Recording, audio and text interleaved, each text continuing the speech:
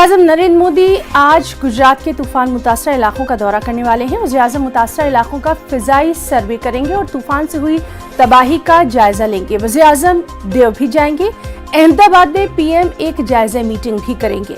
ख्याल रहे कि तूफान से गुजरात के 17 अजला मुतासिर हुए थे।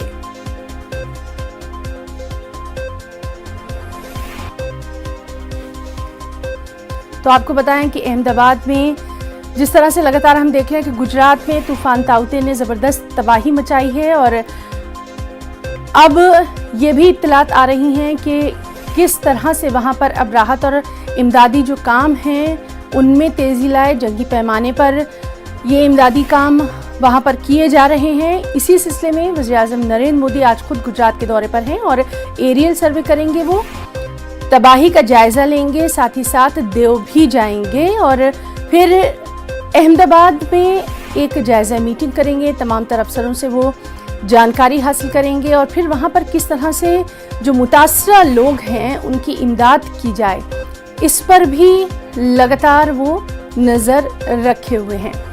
गुजरात के 17 अजला जो हैं वो तूफ़ान ताउते से मुतासिर बताए जा रहे हैं और जिस तरह से हमने देखा था कि तूफ़ान गुजरात के साहिल से टकराकर ही धीरे धीरे उसका असर कम हुआ था, लेकिन अपने पीछे जो तबाही के निशान वो छोड़ गया है ये तस्वीरों से साफ तौर पर देखा जा सकता है।